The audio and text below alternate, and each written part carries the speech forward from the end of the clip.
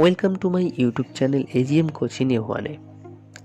আজ আমি তোমাদের সঙ্গে আলোচনা করব পুরুষ সম্পর্কে, অর্থাৎ ইংরেজিতে পার্সন সম্পর্কে। তো চলো ভিডিওটি শুরু করা যাক।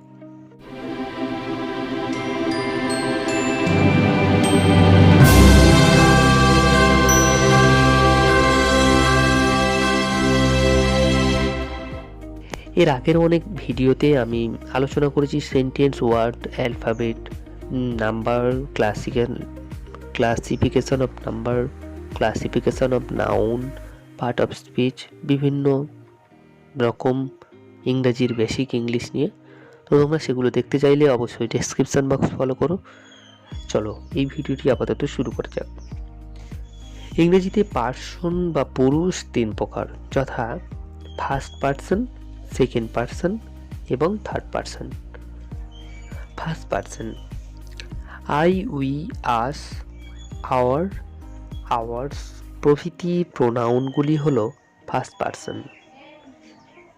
Second person you, your, yours প্রভৃতি প্রোনাউনগুলো second person. Third person he, she, it, they, them, Ram, Sita প্রভৃতি নাউন এবং প্রোনাউনগুলো হলো থার্ড পার্সন।